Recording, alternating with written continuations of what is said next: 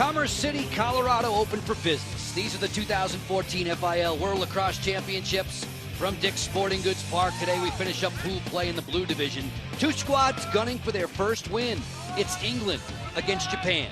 A very pleasant welcome to you along with Mark Dixon. I'm Joe Beninati. Mark, the Japanese, they've been out-muscled throughout their last three games against the lacrosse superpowers. Today, Andrew Lay hopes to get his way. Andrew Lay has showed us great outside shooting ability early in the tournament against Australia, and then his ability to penetrate defenses and finish slickly behind the back against the Iroquois as well as the Canadians. Lay, an American citizen playing on the Japanese team, and you know the English are going to be keying on him. The English squad had loftier goals for this tournament, but 4 losses have derailed their bronze medal hopes. Still, A.D. Bennett is a finishing threat. Yeah, Bennett is a good goal scorer. 2 against Australia, scored 1 against the United States. The lone English tally against the Americans, and make no mistake about it, both these teams might be 0-4, but both of these squads gunning for this contest. Yoshihiro Okubo, he told us a few moments ago, the game's outcome won't have a great influence on this tournament, but it means an awful lot to Japan and England. A lot of pride. They want this 5th place or a shot to finish 5th. Matt Bagley's squad, all dressed in red. 1994 was the last time the English team placed 4th in a World Championships.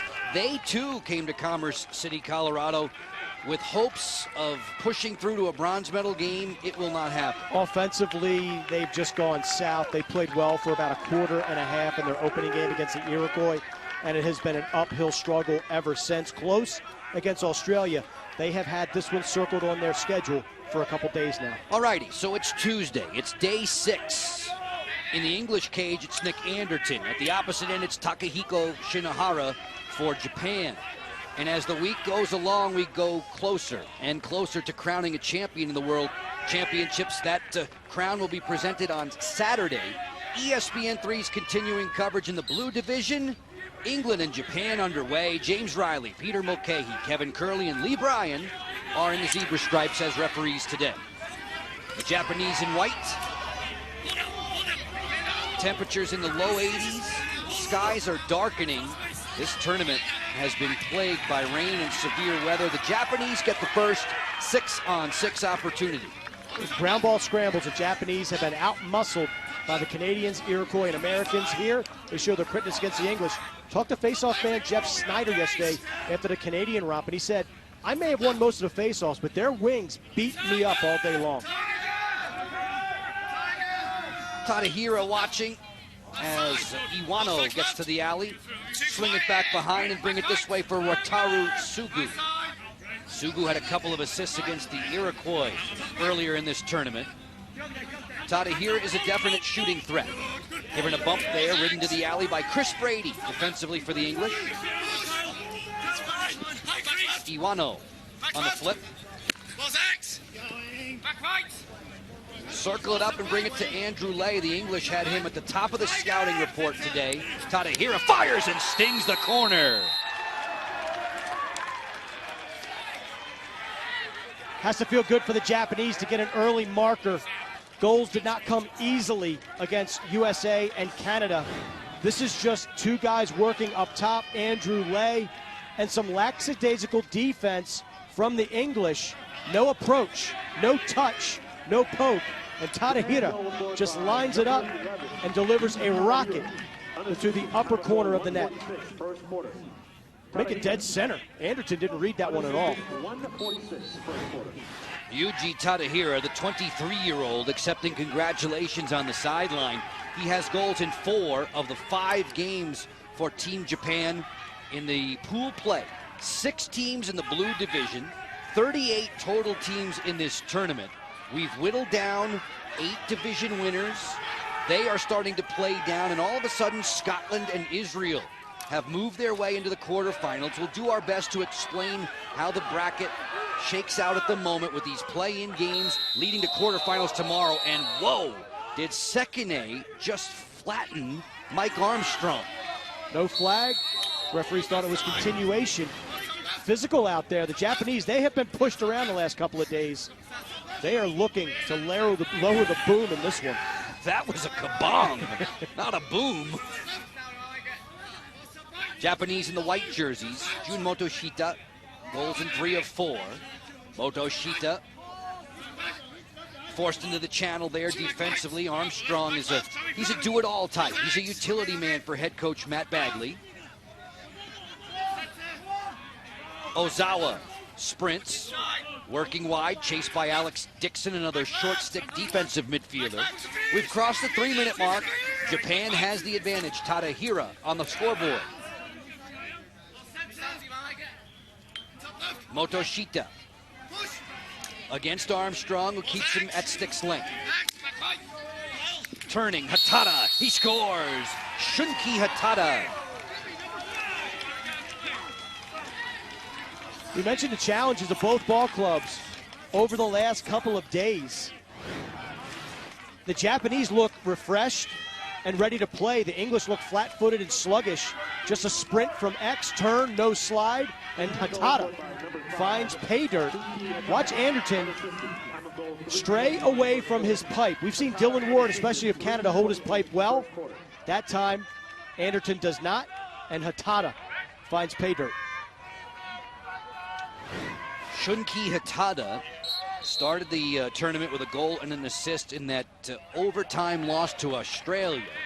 Since then, he's been pretty much a regular on the score sheet for the Japanese squad. These two teams each looking for their first win in the 2014 tournament. And the face-off violation gives the ball to England, but Christopher Brady upset with the official because it was against Japan. He had advantage and a fast break opportunity. The whistle blown stops play. That could have jump-started this English offense. Chris Brady, was he worn out against the United States combo of Chris Eck and Greg Gurenlian. 16 draws for Brady, didn't win any of them. And that's been universal. Gino, who had some success against Australia, and the Iroquois, just dominated by the American duo. Colin Clive will swing it. Erin Prosser is next as we introduce you to the English offense. Tom Gosney is number 1 in the red. A.D. Bennett feeds inside. Gosney pumps it, and Shinohara straightens up to make the save. His clearing attempt is a poor one. A second chance for the English. Clive on the delay, fires and scores. Colin Clive. American lacrosse fans will recognize the name Colin Clive. He's been a goal scorer on the prolific level for the Siena Saints. Shinohara typically does not make these kinds of mistakes. His outlets are normally on point, but nice interception, and Clive steps in, and the beautiful placement after the feed from Erin Prosser, another American from Drexel University, and the English are on the board. Colin Clive, a 22-year-old from Massapequa, New York. Colin's dad, David, is English, connecting him with this Team England roster as we crush in on the face-off. Nose to nose down on the turf. They're going to award the ball to Masumi Gino and Japan. Gino getting a little mouthy there, chirping to the English players. You don't typically see that out of the Japanese. Ryu Matsushita has the ball, 14 in white. He has not scored a goal in this tournament at even strength. 3 tallies for 14 in white, all of them extra man. Same cannot be said for Motoshita, who has the ball. Picked up on the perimeter by Chris Brady. This is his first major international experience, 15 in the red. On the roll dodge, Matsushita. Japanese will keep it back behind the cage. Wataru Sugu, this direction for Andrew Lay. Motoshita. Off the split dodge, picked up. The inside feet glances off of Sekine and belongs to the English, with defender Andrew Baxter helping out. Talking to assistant coach Tom Wenham for the English, he's been very impressed with the way Baxter has elevated his play this past week, 10 days. He's a tough guy. Yeah, he's a good defender, one-on-one. He's the traffic cop inside. Went down yesterday for a little bit with an injury after being butt-ended by Rob Pennell, but showed his toughness and his mettle by getting back into that contest. Those lacrosse fans who've been with us for the first 6 days of this tournament, I know you are sick and tired of hearing me say it, but the rain is starting to spit down on field number 10. Nowhere near to bother the players from a precipitation standpoint, but it is sprinkling. Work to the outside for Matt Sexton. Field holds up remarkably well. And it drains incredibly well.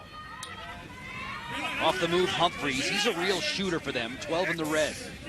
Back behind the cage once more. This is Watson, who's elusive. He's a creator. Hard bounce shot is pumped wide of the target. Jack Brooke uncorking that one. You can see that first goal by Colin Clive has energized this English team. Japan with that jam onto the crease, that's not their game. They don't have a big guy inside. On a wraparound, Shinohara with another sparkling save, this time on Nick Watson. The Japanese with the first two tallies, Tadahira and Hatada back-to-back. Clive, the one of which Mark was just speaking, made it 2-1. You are all caught up with us. 8.5 minutes into this game, the final game for these two teams in Blue Division pool play. Neither of these squads will be eligible to win the World Championships. Only the top 4 in the blue will advance through. The top 2 in the blue will get a bye all the way to the semifinal. Those positions to be determined later on as this day progresses. And of course, tonight you've got the biggie, Iroquois, USA, 7 o'clock Eastern time. And then Canada, Australia, 10 p.m., our nightcap this evening. But if things hold the form, you have to think USA 1 seed, Canada 2, Iroquois 3, Australia 4, but we have a lot of lacrosse left to play, 2 games tonight, and then Japan and England will drop down into that consolation blue bracket. So if that were the case, then it would be Israel and Australia. It would be Scotland and Iroquois in the quarterfinals. And on paper, interesting matchups. The Israelis blitzed the Germans earlier today, 16-1, 15-1. And then, of course, you have Scotland with the McBride brothers. Japanese with a couple of tallies right off the hop in the first 6 minutes. I like the energy that they came out with. Just a nice overhand shot. And then, of course, the ball movement leads to the one-on-one. And goaltender for England leaves the pipe area. But since then, England has scored a goal, gotten some mojo of their own. Japan turned it over last offensive series, so I think Coach Okubo recognized that his team was starting to get a little frantic with the interception, the bad clearing attempt by Shinohara, and the last bad offensive possession. Timeout to settle his kids down. Nearing the 9-minute mark, and on the move quickly, it's Yusuke Sahota with a drive that's turned aside by Nick Anderton, who gets the starting assignment in the goal for Team England, backed up by Ben Mcallister. Anderton says he'll be visiting Maryland very soon. Perhaps Mark Dixon could be his tour guide. Tell him to come on down. We'll have a few pints. Oh, nice. The English in the red jerseys trotting on their offensive-minded subs. Here's Sam Russell. This is a guy who can deliver. A couple of goals against Australia, 2 more against Iroquois as he teams up with Tom Gosney far from the cage. Russell has good vision as well. 2 assists against Australia. In a really, I know the English have had a tough time here, but that Australia loss was incredibly disappointing to the English side. The English have never beaten the Australians in a senior men's lacrosse competition such as this. And that trend continued in recent days. Moving in, it's Prosser. Behind the goal to Watson. Working in on the dodge against Yu Yamaguchi. That pass was deflected. Good anticipation there. Tomohiro Hoshi making the defensive play, but the ball will remain with Team England as we have reached the midway mark of the opening quarter. 20-minute running time quarters in the World Championships. You saw how Prosser got deep into that Japanese defense and was left standing. That, to me, is the bugaboo of Japan, their size and lack of physicality. Clive rolls away, spins from the defense of Tanishima, and this ball belongs to Japan. Excellent hustle. Terrific angle taken by Hoshi to win the race to the end line and win possession for the Japanese. In the white jerseys, protecting a 2-1 lead. Tadahira and Hatada have scored for Team Japan under the direction of Yoshihiro Okubo, who says in recent days, as his team was being just manhandled by the lacrosse superpowers, that they've learned a lot about things defensively. Here comes a drive, bouncer to score. Guess who? Yu Yamaguchi. I bow to the Yamaguchi bomb. Third time we've seen that treat here in the tournament. Great clear by the Japanese. And this is started by Hoshi, the long stick teammate of Yamaguchi. He took that in about 7 extra steps, Joe. We're used to him unleashing that from the top of the box. But when Yamaguchi gets in the offensive zone, hands free and can set his feet, that is typically the end result. And the Japanese faithful are happy. Well-deserved smiles on their faces. Yamaguchi's got 3 goals in the tournament, and he damaged the thumb of Jesse Schwartzman, Team USA starting netminder, in the process. Something tells me that if Mark Dixon were given a vote, he might be on the all-world team for his shooting efforts. Timeout call for and given to Team England, with Japan out to a 3-1 advantage. The Japanese are 0-4. They lost in double overtime to Australia, got drilled by the Iroquois 24-9, and then that started a downward spiral. USA and Canada beating them handily just the same. Well, we talked to Coach Okubo yesterday with the 1% chance of winning. I think he likes its odds a lot more here today. Mark, you've been talking about Iroquois in the United States, and we can think back to last night's weather-delayed game with the Aussies. This was a terrific tussle. It goes Iroquois' way, and Lyle Thompson made sure of it. Just having a superb tournament. But the Australians, they have come to play, and they acquitted themselves quite nicely. I love their speed and their athleticism, but the Iroquois, so hard to hold down for 80 minutes of lacrosse. It was an 8-8 game. It was delayed by weather more than 2 hours. That delay coming just at the tail end of the third quarter. And once the Iroquois came back from the dressing room, they went to another planet. And you called that game. I watched it on 3, but being here, lucky me. What do you think the difference was? How was the Iroquois able to come out refreshed and energized, but the Australians couldn't catch that lightning in a bottle? I think it was all a matter of focus. I thought that they may have been reeling a little bit, still suffering from the 1-goal setback to Canada, which meant so much to them. They were, I think they were touched by that. They were slow to start against the Aussies, take nothing away from the Australians. They had an outstanding game plan. Stiglish was great inside, scored 4 times, but once we came back from that weather delay, 2 different teams. And that's what the Iroquois have done. All 4 of their games here in the World Championships, they've started slow. And if they do that tonight against the United States, they could be in some deep trouble. Yeah, that's not easy to recover from. Spinning and whirling, it's Glenn Humphreys. Sent it wide of the goal. The English got here just about, was it July 3rd? Before the 4th of July holiday, they were scrimmaging at Legend High School. Watson's on the go. That pass just gets away from Clive. Long drive by Humphreys. You could see why with his shooting ability. There's a flag down. Ozawa is on his way to the box. Tetsuya Ozawa, but it was Humphreys who scored 4 times in a scrimmage against Colorado State before this tournament began. You can tell he likes to sling it from outside. He's got great velocity, good release. I think this is going to be an illegal body check late hit against the Japanese, and that's unfortunate on Ozawa, because not only did Humphreys miss the cage, but the Japanese again ran the ball out of bounds to win possession. So instead of clearing at even strength, the Japanese will now be faced with a man-down defense situation. Overcast skies here at Field 10, Dick's Sporting Goods Park. The English go an extra man. Watson is their conductor. Clive is their gunner on the wing. And this man, Humphreys, will blaze away from the top. Switch it up. A.D. Bennett, then Sam Russell. That was deflected in front, rolled meekly to Shinohara, and back come the Japanese.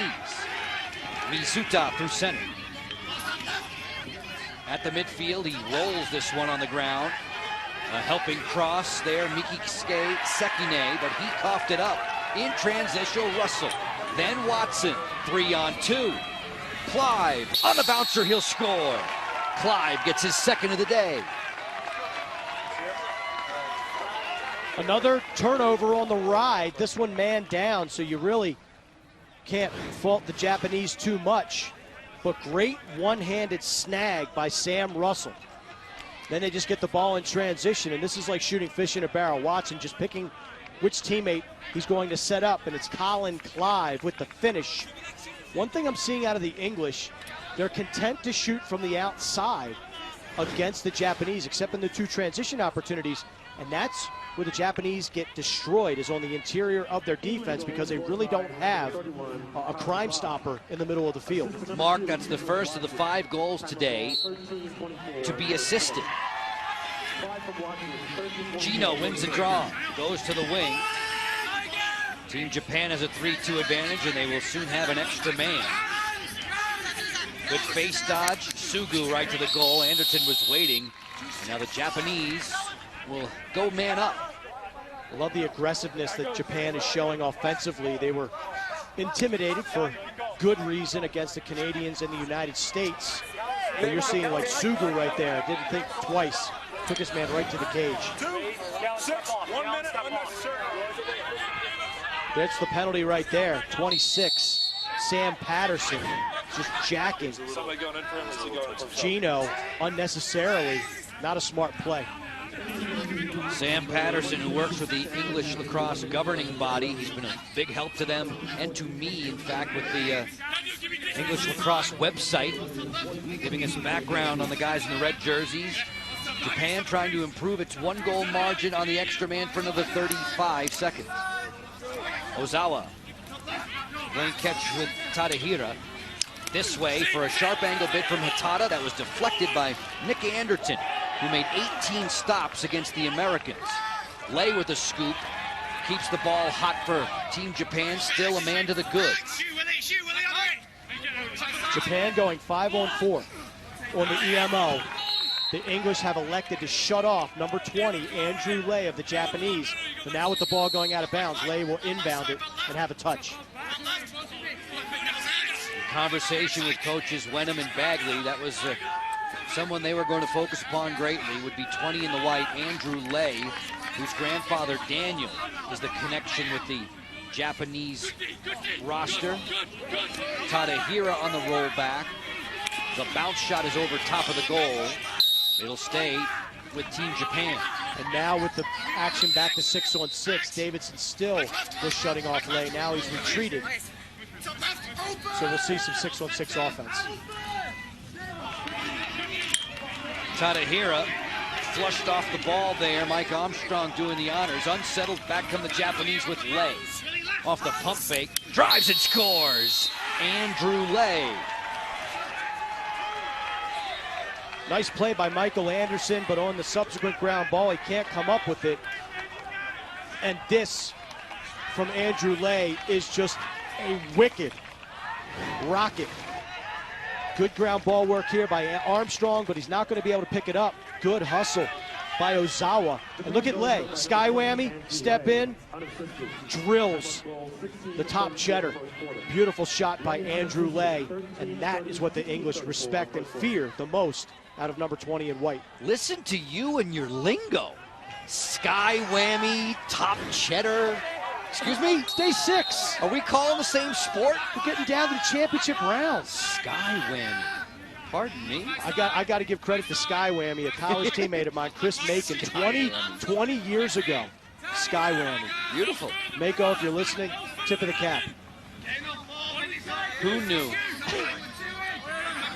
Motoshita for the Japanese on top by 2 on the split dodge feed. Coming to get it quickly. Inside Sugu, kick save Anderton. Ball bouncing freely. English have it in transition. It's Gosnay. He's got a 5-on-3 developing. Gosnay closes. Hit up high. Great stick check there. A legal one, too, in fact, according to Yu Yamaguchi. Sekine on the back pedal, lobs it over the top. They feed for Sugu. Split dodge. Score! Wataru Sugu.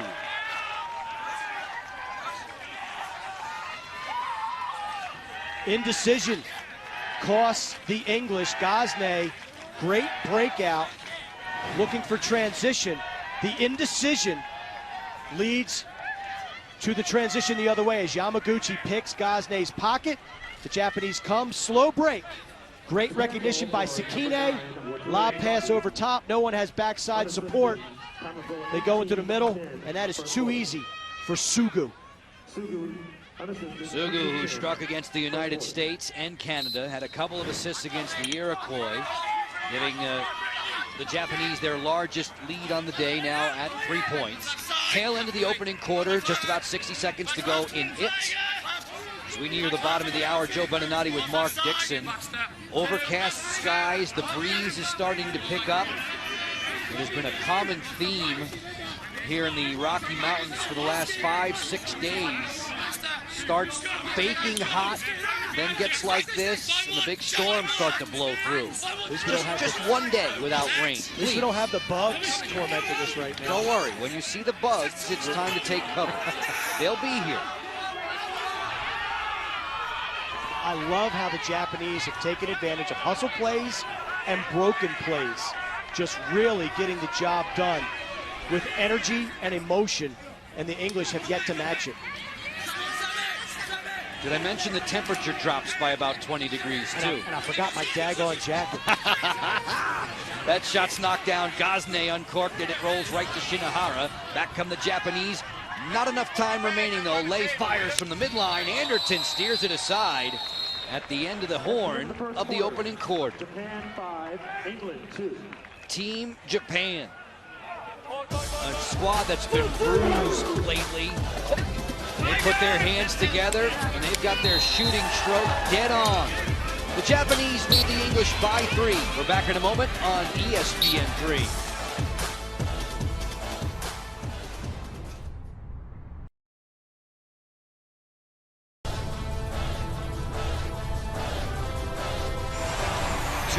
Worth of lacrosse fun, the 2014 FIL World Championships. Team Japan squaring off with Team England, both of these squads in the blue division with 0 and 4 marks.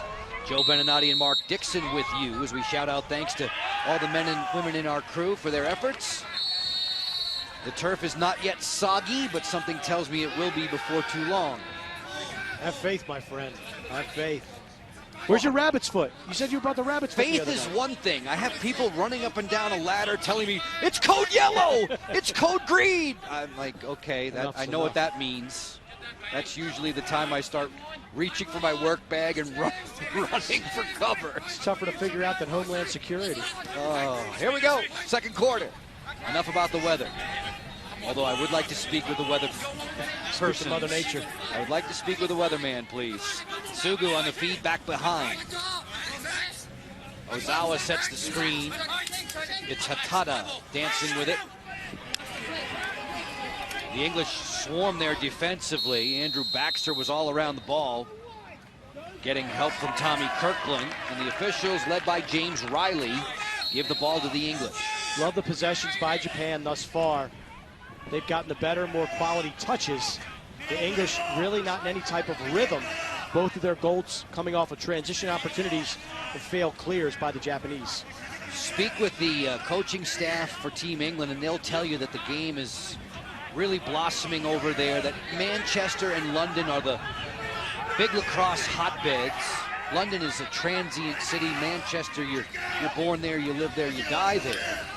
And there are a lot of lacrosse programs that are sprouting up at the university level. In the 90s, there might have been 3. Now they're talking about 60, 70. Yeah, and when I was there in the 90s as a member of Johns Hopkins on a trip, stayed at Bath University. But you're right about Manchester. It's an incredible lacrosse area. And London, of course, is sort of the epicenter, but your clubs like Heat and Mercy, Stockport, those are the... Russell with some pretty work down the wing, pings the pipe and hits the twine. Mentioning that the English needed to get more fluidity in their offense. I like the setup. Just a challenge from the wing, top side taken away. No one slides underneath. The Japanese very poor at protecting, sliding, and recovering. And Russell, beautiful shot, bouncing it to the high post. He's been a good organizer for this team. He gets his 5th goal of the tournament. We were talking about Manchester. He's based in Manchester at the Poynton Lacrosse Club. Japanese in the white jerseys with a 2-goal advantage and the lacrosse ball. A stiff hit delivered there, knocking the cross away from Gaku Iwano. Ball's overrun and then picked up in one fell swoop by Mike Armstrong. Colin Clive had a pair of first quarter goals. He's on it, 31 in red. Watson. He'll be the man dealing with Yu Yamaguchi.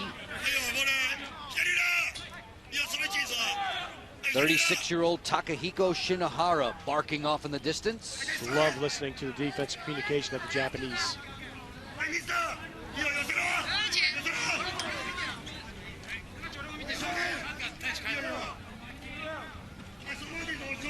This is Jack Brook, 22-year-old, who was on the gold medal winning team at the Euro Championships of 2012.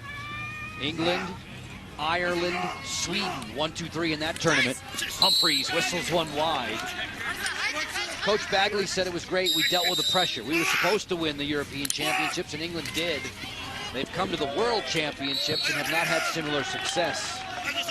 And it's kind of interesting, as lacrosse grows around the world, how the golf continues to divide between the Canadians, the Americans, now the Iroquois, and the English and the Japanese. You think that they might be able to close that gap a little bit, but I think with the explosion of lacrosse around the United States, different kinds of athletes are playing the game now at the international level for the Americans and the Canadians. Matthew Sexton going into his junior year at Penn State. I'm not saying a word. Me neither. I'm not saying a word about what you just heard, crashing off in the distance. Watson fanned on it. Yamaguchi was there. Ball taken off the deck. And racing with it is Yuji Tadahira. The lead intended there for Shunsuke Hatada. Deflected aside. Long stick defender Tom Williamson on the job for the English. And it'll be Sam Patterson, a long stick midfielder, to carry it ahead. For Patterson, these his third World Games. Like the aggressiveness of the English defense on that play, didn't allow the Japanese to run to green. Pressure. You need to pressure this Japanese offense, but you have to be careful because they do most of their damage off ball. Patterson glides ahead, finessed his way around Ryu Matsushita, and gets England a 6-on-6. The English in the red jerseys need 2 to tie as we approach 6 minutes gone by in the second quarter. Blue division play.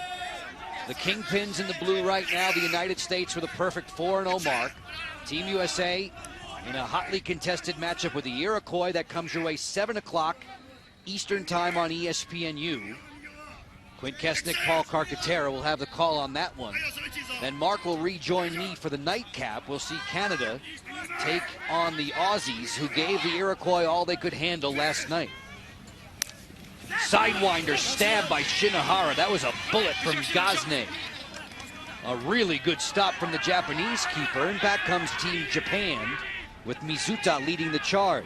You heard that shot smoke the webbing of the goaltender's stick. Sugu on the double roll. Kenny Kagawa was calling for it inside. He never got the pass. There's a loose ball push. It should be Japan ball. That's won by intelligence right there. Just got in front of the English player, and Russell couldn't help but take him over with his momentum. But that Canada-Australia game, Joe, I'm interested to see if Australia can break through. Played the Americans incredibly tough. Obviously played the Iroquois incredibly tough. Comeback wins against both Japan and England in this tournament. We'll see if they can pull the upset and maybe mess with that top 3 a little bit. Mark, it's been a tournament of terrific shooters, but you got to go very far to find a better one than Matt Diver. His delivery is so fluid and fun to watch. And I love the playmaking ability of Lawyerson behind, dishing out 3 assists last night against the Iroquois. It's a team that seems to be getting better and better every game, every time they take the field. Ikegawa is a 27-year-old who picked up an assist against Canada. Ozawa driving in, and we hear a whistle and a stoppage in play. Timeout for Japan. 12:29 to go in this first half. Earlier today, Team Israel all over Germany 15-1. Coach Okubo has seen his netminder Takahiko Shinohara make some sparkling stops in the first half of play. Shinohara's been impressive the entire tournament. I like how he stands his ground. He's not the biggest netminder, only about 5'7", 5'8", but Anderton, we saw him give up a goal earlier to the Japanese by leaving his post. In those 3 flips, we see Shinohara standing his ground, taking away as much angle as he can for the Japanese. 5-3 for Team Japan. Shinohara's best save total, 12 in that overtime loss to Australia, which began the bracket for the Japanese. The horn has sounded. The stadium will be vacated. We are in a severe weather delay, Something we've heard far too often. We'll continue as soon as we can. Get you back to the live action on ESPN3.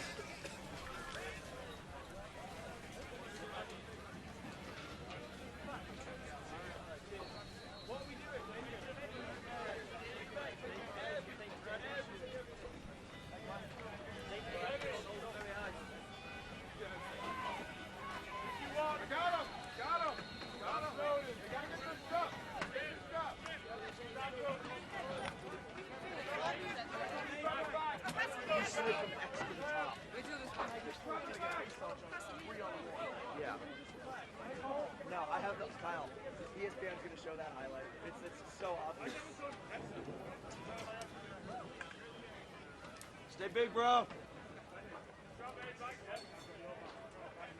Looking good out there, boys.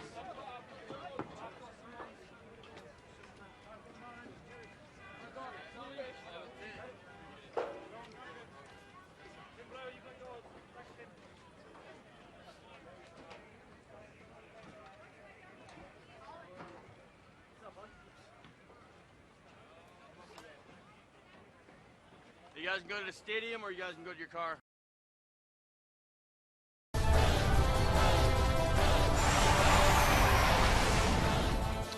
Let's get it restarted.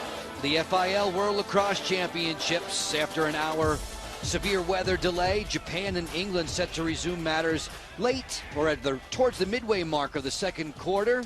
Joe Beninati and Mark Dixon with you, and the Japanese have shown good offensive punch today. They really have. I loved how they came out excited and energized. Good shot to get it started by Tadahira.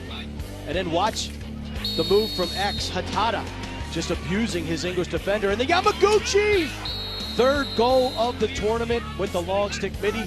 Sky whammy, Andrew Lay, then pastes the upper corner of the goal, and then another goal scored by Sugu. So 5 goals, 5 different goal scorers for Japan, and we've got a new netminder between the pipes for England. It's the veteran playing in his 4th World Championship, 37-year-old Ben Mcallister. Mcallister had 9 assists against Australia. Powerfully built netminder. They tell us he can squat over 520 pounds, Mark. It looks like it. He's got some squat to him. Look out.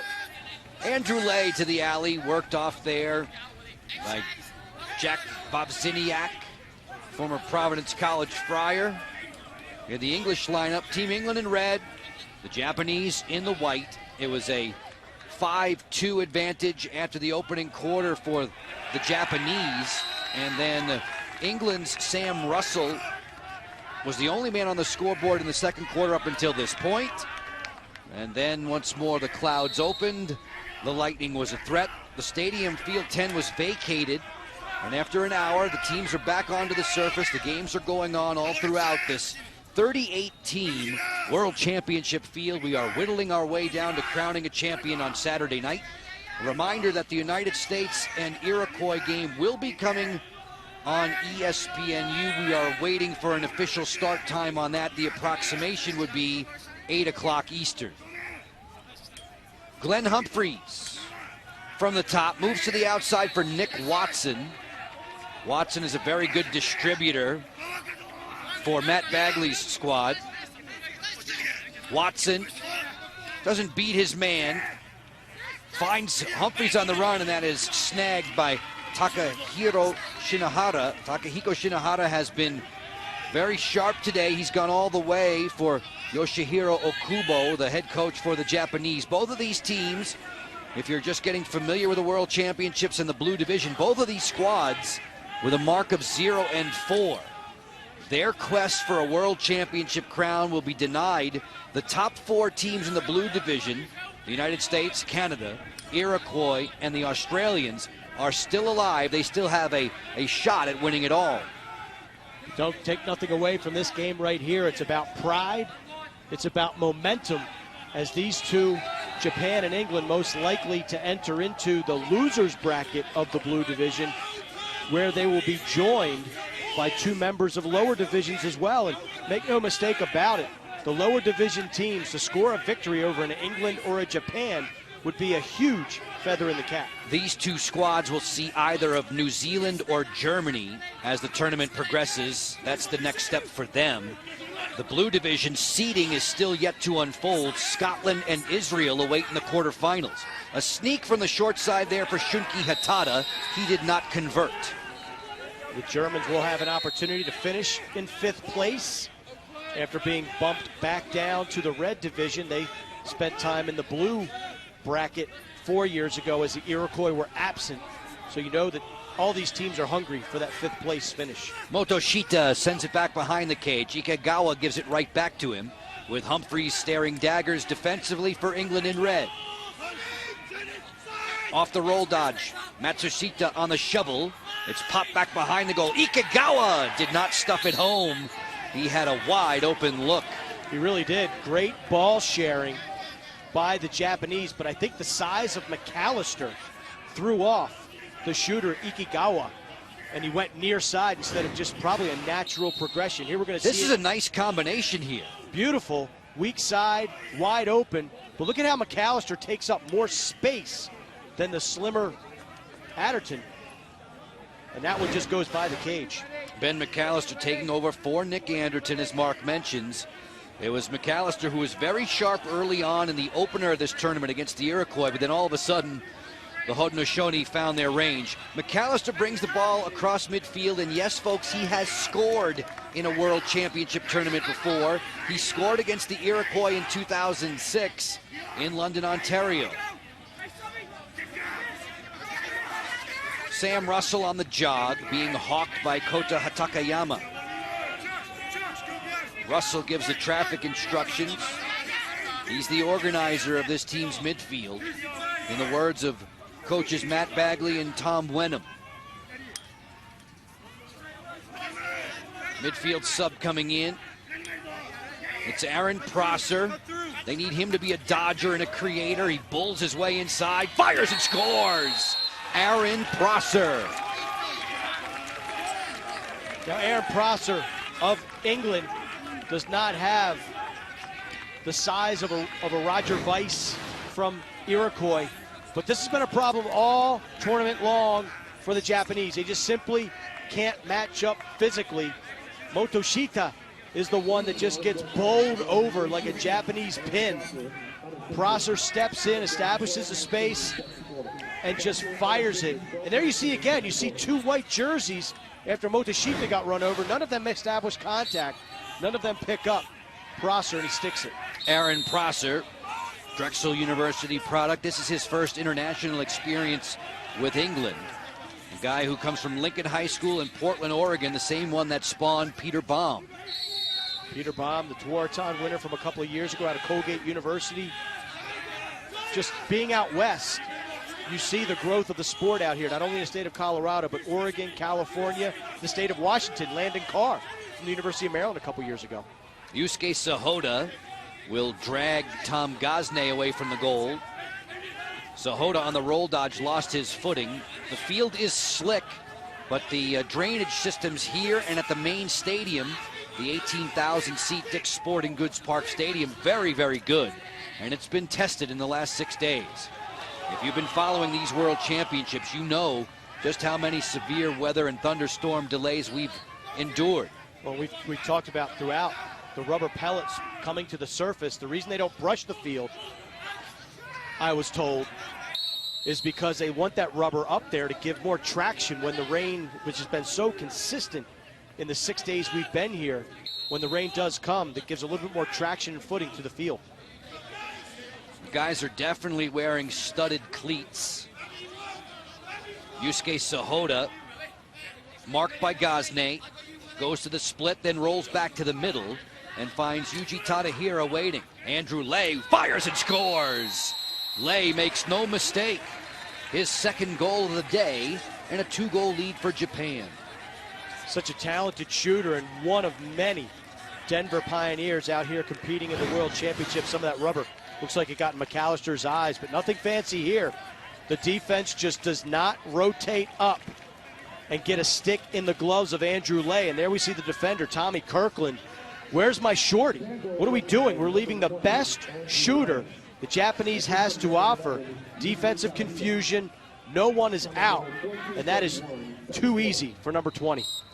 Lay had a couple of goals against Australia in one of the very best games of this tournament. It was the opener for those two squads. Went to overtime. Nigel Morton eventually won it for the Aussies. We'll see Australia in the nightcap tonight. Geez, when will that game start now, Dixie? That's the Australians against Canada. Those two teams can sleep in with the weather problems again. Blue division play, the last day of round robin play. Then we really get into the bracket and championship playoff series. Once the seeding is finalized in the blue, it will be after all the games tonight involving the United States, Iroquois, Canada, and Australia. I'll grab the Molson, you grab the Vegemite sandwiches. Attaboy. There he is on the roll. It's Matthew Sexton, the youngest member of this English team, to tally. Sexton just aggressive from X. Recognizes a good matchup. Asking for the ball. And there's no slide. Again, no slide by the Japanese. The slide packages for the team in white all tournament long has been suspect. No help. And it's too easy for Sexton. He gets topside, turns, shot, goal. You're playing against the Iroquois, U.S., Canada, even Australia. You have a body there to meet you and dump you to the turf, or at least contest that shot. Sexton's mom, Jen, is from England. His grandma, Anne, lives in London. His connection to this English roster. So the 20-year-old gets himself on the board. The Japanese are dominating at the face-off X, and yet still they own just a slim one-goal margin. Japanese in white. We are approaching the half. We understand the event organizers have ruled that the half times be just of the 5-minute duration. So they want to get these games moving after a severe weather delay of approximately an hour. Think about the athletes preparing to play at certain times. Most of them staying at the University of Denver dorms. Not much to do when focusing on your opponent and executing in a game is on your mind. I'm sure there's the physical challenges of which you speak, but then there's the mental challenge too. You're getting yourself amped up to play a game on the grandest stage, and it's stop, start, restart. So here we see a stall warning in the international game of a get it in. Every pass the Japanese makes from this point on has to be forward or lateral. They cannot go backwards. And then when they get it into the box, they're going to have to keep it there. There is no failure to advance time clock, right? If I'm speaking correctly, that we would see in the collegiate ranks. Or a failure to clear the midline in the Major League Lacrosse ranks. You saw Shinohara content just to hold it himself, and then the referees gave him the get it in sign, and from that point on, every pass was forward. Tetsuya Ozawa, guarded on the outside by Mike Armstrong, the utility man for Team England. Ozawa has plenty of room, fires and pumps it wide of Mcallister. We saw the Japanese against Australia. They got a get it in call, and they got it into the box, then threw it back out. One of the several mental errors that led to poor game management when they had a 3-goal lead at the end of that contest, eventually falling in double overtime. You see the English defense from this perspective forming in front of Mcallister with 1:10 to go in the half. You listen to the communication. You see who's next to slide from this angle. That BB was blocked. It bounces right to the waiting Armstrong, and he's off to the races. Weaving his way, snaking his way into the attack third. A.D. Bennett is Mr. Clutch for England, number 29 in red, but we hear a whistle. Matt Bagley wants the timeout for England, and they get it. Been impressed with the transition and the ride so far of the English national team.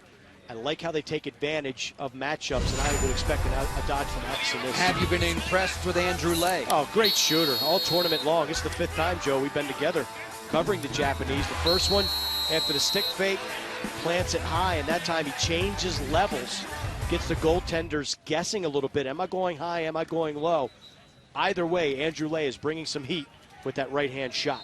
Staring in, listening to the advice from the coaching staff. Andrew, at the outset of the week when we caught up with him on one of the practice fields here at the Dick's Sporting Goods Park complex, he said, you know, I lost it. I can't play anymore. I want to say he was an assistant coach, may still be at Amherst in the Division III ranks. Those are great New England small college athletic conference squads. But he has gotten better and found his footing and his range, his shooting range especially, as the tournament has progressed. Lacrosse is a sport where the greatest players can lose it quickly. You graduate from college. Let's say you don't play Major League Lacrosse. You get a 9-to-5 desk job. Just the physicality of it and the training. You look at the guys on Team USA in particular, Paul Rabel, Rob Pinnell. In addition to playing MLL lacrosse, they're just training full-time. Training full-time, working out, shooting, the whole 9 yards. And a lot of those guys fit that in between 9-to-5 jobs. It's a tough task to stay on top of your game. Matthew Sexton delivers the ball for Glenn Humphreys. Sexton a little nonchalant there, was pushed from the blind side by Tanishima. It'll stay with England in the final 20 seconds of the second quarter. Sexton caught a break there. Bad handle, and he gets bailed out by the push.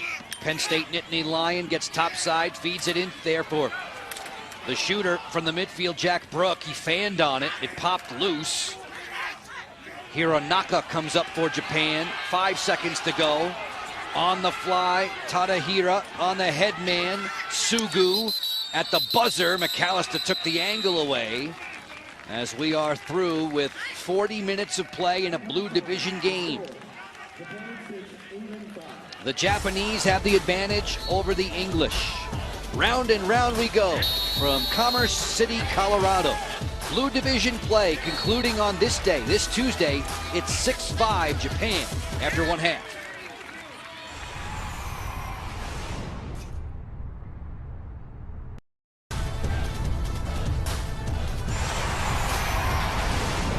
Let's carry on, shall we? Third quarter set to begin from Dick's Sporting Goods Park in Commerce City, Colorado. Not far from downtown Denver. We're in the Rocky Mountains. This game has been delayed once by an hour-long respite due to severe weather. Japan and England both out of the Blue Division. Joe Beninati and Mark Dixon, so glad to have you on board. Top of the hour as we continue to struggle through day by day by day, but always looking forward to crowning a championship winner by week's end. I'd say more like wading through. Yeah, we've been swimming. So much rain. The sky is overcast. The lights are taking effect. The footing is very, very good, as it has been throughout, and it has been challenged over the first 6 days of this tournament. Team USA will square off with the Iroquois, a much anticipated matchup. That game is now set to begin 8 p.m. Eastern time on ESPNU. Quint Kesnick and Paul Carcaterra will have the call. There's only so much working out those two can do at the hotel during all these delays, waiting and waiting to join the party. Wait a minute, Carc works out? I guess so. You know what? I saw him on the treadmill. I was in the workout facility with him. Either that or I might have been dreaming. I might have been hallucinating from the rain. Who knows? A pass back behind the cage looking for Shunki Hatada. Out of bounds. Now Andrew Lay, who has 2 goals and counting. He's picked up by Andrew Baxter of the English defense. Traded off to Sam Patterson. Lay pumps one high, backed up well there by Hatada. Keep it hot. Tadahira high again on Ben Mcallister, who's taken over for Nick Anderton in the English goal. Japanese shooting with such confidence, something we did not see the last 2 contests against USA or Canada. And going to a 2-man game here early in the third quarter, both up top with Lay's offering and now behind the cage. With Mikisuke Sekine. This is Tadahira for Andrew Lay. 6-on-6, early stages of quarter 3. Tadahira has no shooting space. The pass was low for Lay, and it has enough gumption to get to the sideline. Nice save, though, by Lay. He wildly throws it out of bounds. Back to England. That's tough, one-handed like that, to get the height and the distance on it.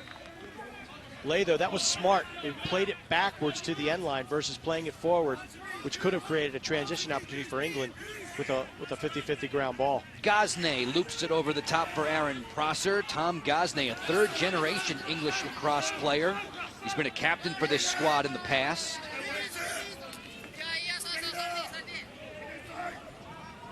They swing it back for Sam Russell with a couple of goals against Iroquois. Sam's the co-captain on this present team, interchanging with Colin Clive, who had 2 goals back in the opening quarter. Clive, 2 times a state champion with St. Anthony's on Long Island. I have to mention that. That's my alma mater. Hey, St. Anne's, the latest and greatest product. Matt Cavanaugh of Notre Dame. There you go. Bounced wide on the run. Erin Prosser. The backup for Matthew Sexton. Guess I should also say Mike Chanenchuk from Maryland. I've heard of him too.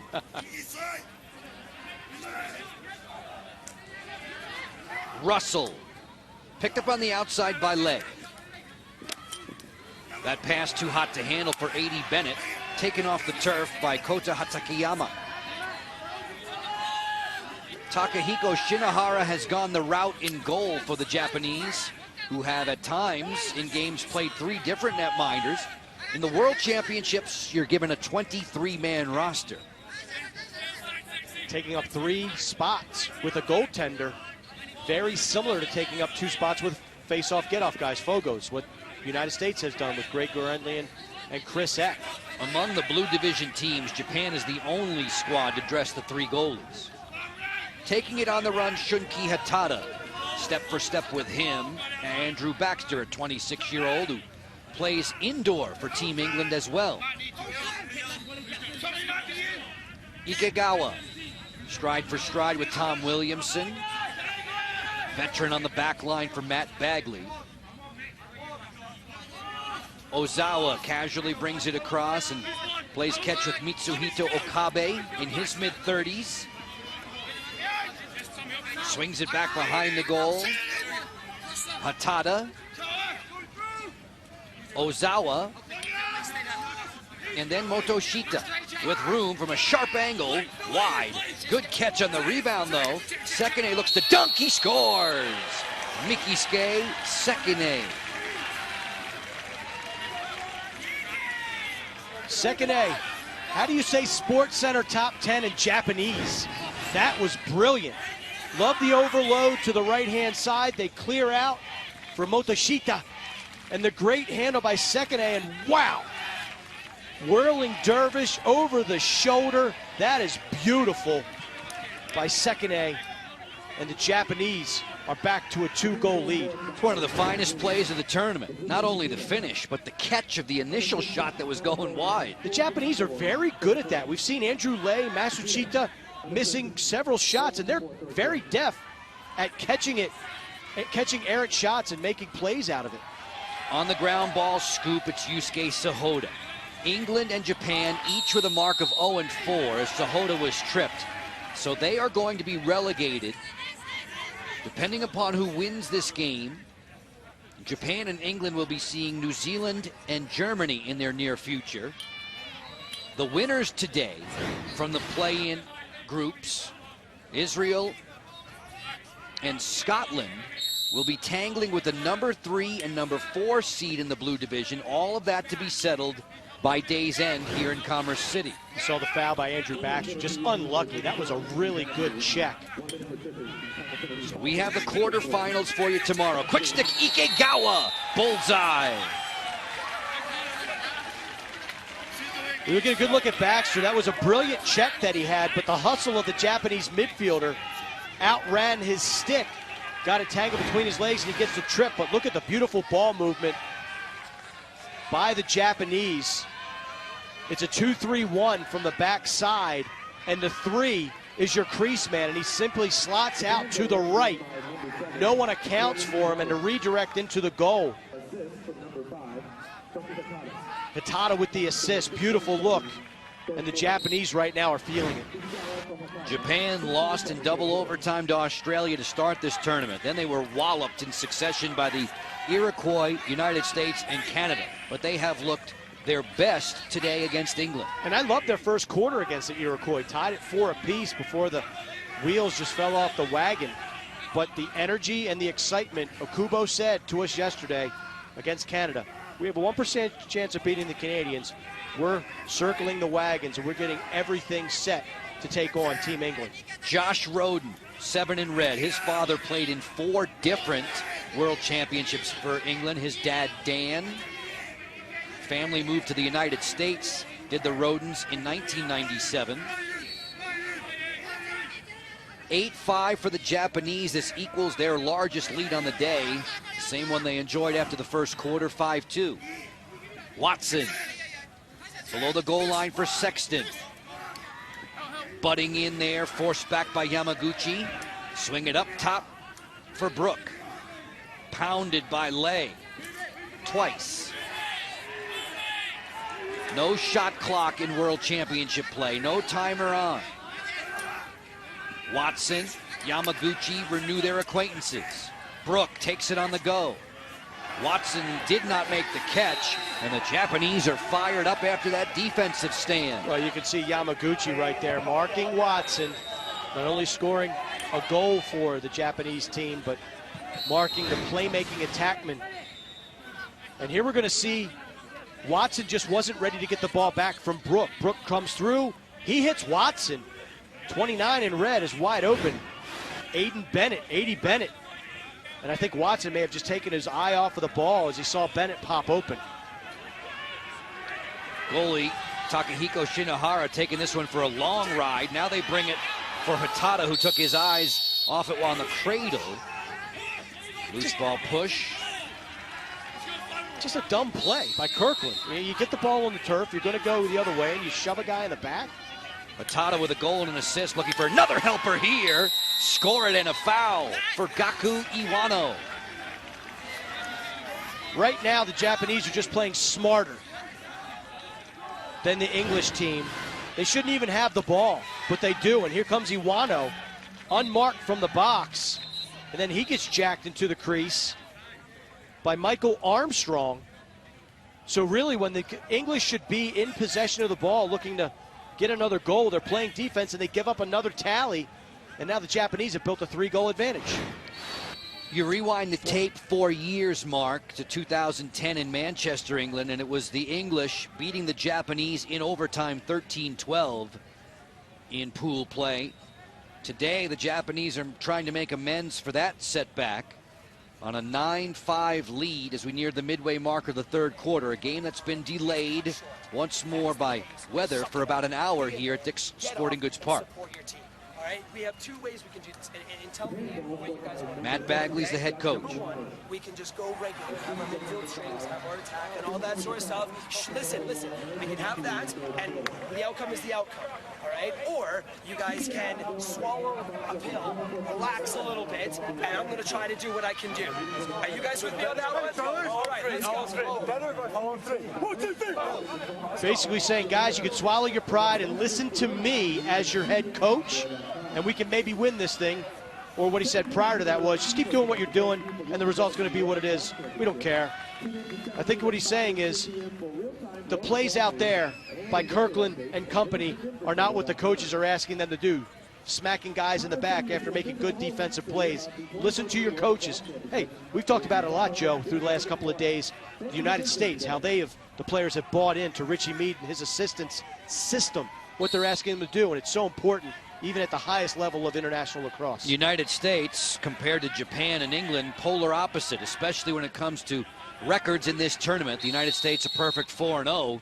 These two teams are each looking for their first win in 5 tries, and a flag floats down. James Riley, Peter Mulcahy, Kevin Curley, and Lee Bryan are the officials.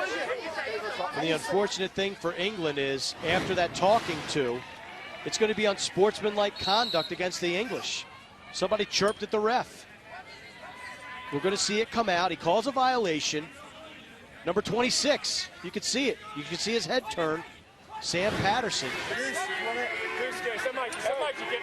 Actually making somebody different. Tom Gallen, the face-off man.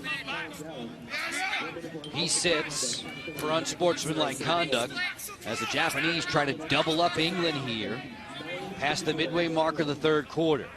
Ozawa, Tadahira, Hatada, and then Sugu. Drafted there by Alex Davidson, a short stick defensive midfielder. Lay hums one wide.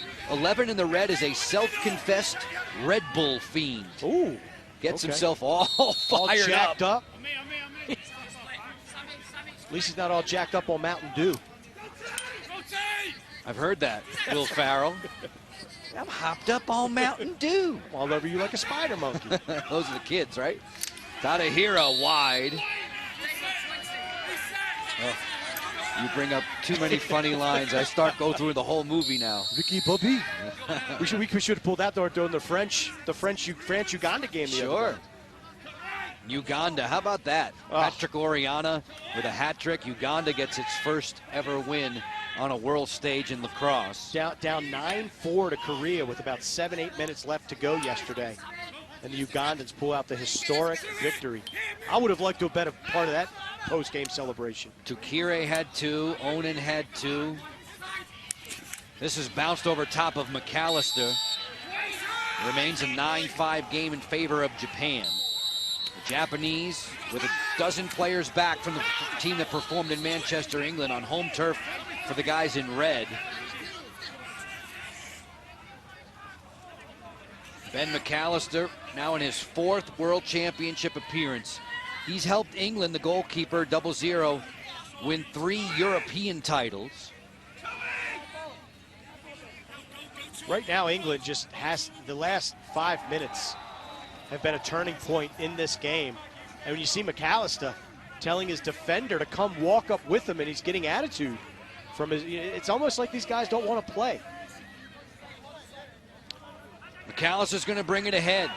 Remember, he scored in 06. Here he comes. He fired it wide. He remembered that he scored in 06. The opposing teams seem to dare him to bring the ball along, and the big fella cooperates. He looked like he could have went in another 4 or 5 steps. Look at Mcallister. No Brett Queener. But hey, he had a couple more steps, and he could have drawn the defender up a little more and dished it off. But kudos to Mcallister. Second time we've seen him in the offensive half of the field during this game today. That was the deepest rush for him. Motoshita on the far flank against Armstrong. Back behind the cage, they'll bring it this way for Wataru Sugu. That pass was deflected by Gazne, who's a real ball hawk. Motoshita takes it off the turf with 6.5 to go in the 3rd quarter. Japan in the white jerseys on top by 4. With the last 3 goals in succession. Sekine, Ikegawa, and Iwano back to back to back. Tell you, if Callum Robinson is the big koala for Australia, I'm going to call Mcallister the healthy pint for England. Tall glass. Yes, he is. This is sent wide. Wataru Sugu doing the honors. Okay, stop. Stand and stop. Thank you. Japanese have enjoyed virtually all of the possession time here in the 3rd quarter. Several English miscues have led to this Japanese 4-goal advantage. They've been much sharper than the Brits since the weather delay. Shimmying in, it's Okabe. Back for Matsushita. Challenged by Vavziniak, 21 in the red. There he is, the former PC Friar, coming up with the scoop. Vavziniak had a goal against Australia in this tournament. Long stick carries in, floats for 80 Bennett. On the jump shot, stop there, made by Shinohara. Ball down. Coming up off the turf with it, it's Matsushita. The clear begins for the Japanese. Nice save by Shinohara. And Joe, this is the first game we've done of Japan where we have not seen a goalie switch. Shinohara has gone the distance. A determined run upfield by Tetsuya Ozawa. Forced back and forced away by Gazne. Less than 5 minutes to go in the 3rd. Japan has its largest lead on the day. Iroquois and the United States coming up on this very field. They'll be under the lights. It'll be an 8 p.m. Eastern time start on ESPNU. That game will go a long way into helping us figure out what the seeding will be in the blue division. Right now, the United States is in control with a 4-0 mark. The Iroquois and the Canadians are deadlocked at 3-1. Canada will face off with Australia. That's the Night Owl special for you on ESPN3. Canada holds the tiebreaker, at least head-to-head, against the Iroquois, virtue of their 1-goal win a couple of days ago. Here we're going to see Shinohara. Nice job walking the dog, dishing it off. Bennett with the shot, but Shinohara again stays so fundamentally positioned against his pipe on the back line. Nice stop. give him 5 on the day. The tandem of Mcallister and Anderton have 7 for the English. Team England in the red, swinging it back to the offensive midfielder Sam Russell in his mid-20s. Played collegiately at Whittier in Orange County, south of Los Angeles. Finding Jack Brook, who played field lacrosse in Canada back in 2009. Sexton, good feed inside. Bennett's bid was blocked. Getting in the way there was Mizuta, the best defender, in the words of head coach Okubo, 19 in white. Clive, very clever. He has the hat trick. One area where Shinohara struggles is from directly behind at X. We saw the Australians score a couple of goals this way against Japan. And look at Clive, just steps around. And again, there's no slide. There's no help. There's no retribution for Colin Clive coming around, taking that extra step to glory. Colin Clive, beautiful shot. England, can they build on this momentum? Back in 2011, Mark, at Siena, Clive was a 2011 Metro Atlantic Athletic Conference Tournament MVP in the MAC. Face-off win for Gallen. Gallen likes to get in the pool. He's a freestyle 50-meter sprinter. For the moment, he's face-off, get-off quality. And a sub out now for Matt Bagley. The British have it with Sam Patterson down the wing. Clive and Matthew Sexton, the youngest man on this team, the 20-year-old Penn State Nittany Lion who was born in the Albany area. 9-6, tail end of quarter 3. Gosney picked up on the outside by Okabe. Russell, very dangerous. Great feed, Bennett inside, he scores! A.D. Bennett. I've been waiting for A.D. Bennett to find some space to operate inside the Japanese interior of their defensive schemes. Good dodge, great vision by Russell, and Bennett is wide open. There is no white jersey within 3 yards of A.D. Bennett. And for a crease attackman, that might as well be as much space as the Grand Canyon. Beautiful look, great finish, and it's about time the English started attacking the interior of the Japanese D. Russell on the helper, Bennett on the follow through, and we have a new netminder. Keisuke Ando has come on for the Japanese. Ando is very, very fast out of the goal. He makes a very good outlet pass. Coach Yoshihiro Okubo says he puts him in often when he wants to ignite the offense for his team. Offensively, they're just fine. Defensively, you can't really blame Shinohara, especially on that last goal when the guy's left wide open right on your doorstep. I don't know. Okubo seems sometimes a little too quick with the hook on his goaltenders, but we'll see if Ando pays dividends. That man was A.D. Bennett on the doorstep, who began playing lacrosse at age 7. This is another rip from Bennett, and he finds the back of the goal to make it a 1-goal contest. You're bringing a goaltender off the bench cold. Shinohara has played in this game almost 3 quarters. And this is a good shot, don't get me wrong. Good exchange. And again, the Japanese defensive rotation is really slow to come out. But how many times have we seen Shinohara make this save in this game from those spots on the field from the English? 3 quarters now complete.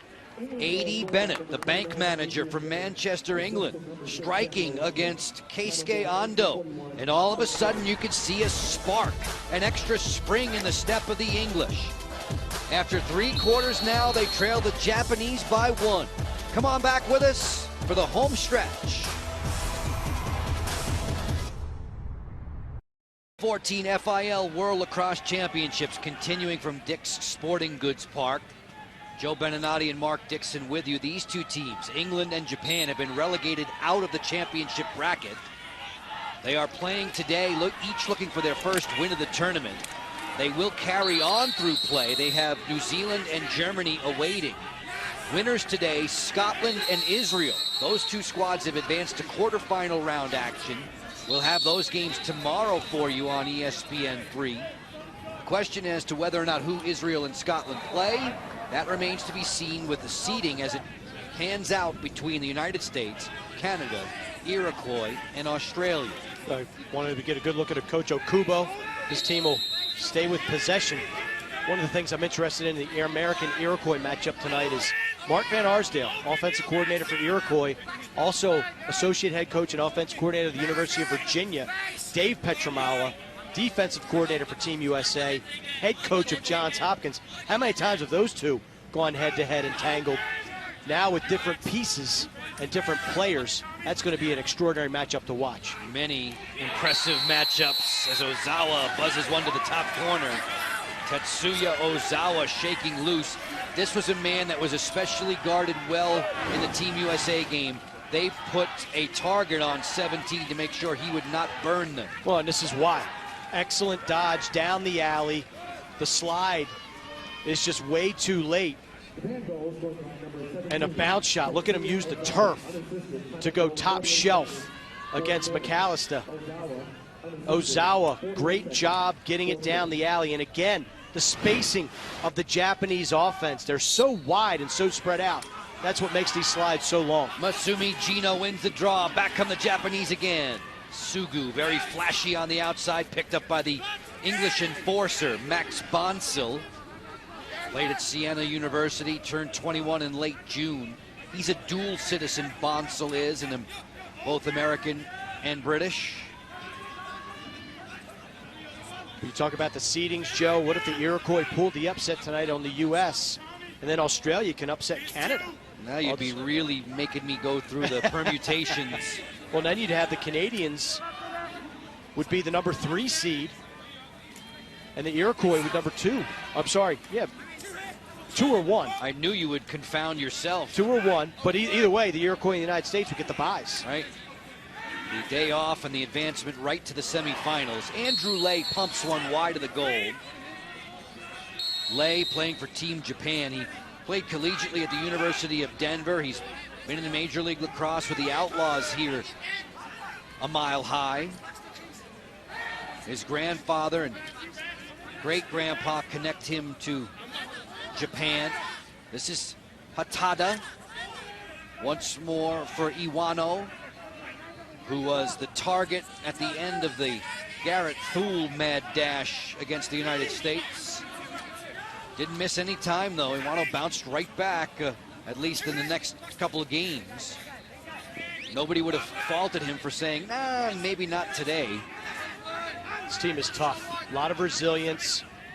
I mean, to be beaten down the way that they were in the second half against the Iroquois all game long by the U.S. and the Canadians, and the energy that they showed up with here today is impressive. The umbrellas are popping out in the stands. The rain is starting to fall once more at Dick's Sporting Goods Park, Commerce City, Colorado. 2014 Lacrosse World Championships, ESPN3's continuing coverage of those. The United States, the defending champs. There have been 11 champions crowned. The United States has won a grand total of 9. Canada twice. USA the victor in 7 of the last 8. We'll see the Stars and Stripes, 8 o'clock Eastern on ESPNU against Iroquois. That is one juicy matchup when you factor in just how many headlines the Thompson clan have been earning. No question. And what I think I've been most impressed with the Iroquois is their defensive play. Sure, they got lit up in the first quarter against Canada, giving up 5 goals.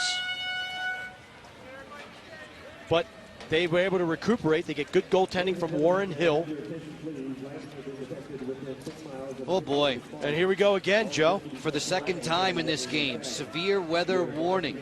We've been delayed an hour already. We'll get you back to the live action as soon as possible.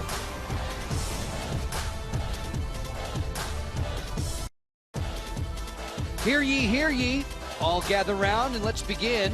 After a second weather-related delay at the FIL World Lacrosse Championships, Japan and England are set to resume fourth quarter action in the blue division. When last we left you, Ozawa made it 10-8. Beautiful alley dodge. England was starting to feel its mojo growing, but Ozawa quickly ended a scoring streak by the English.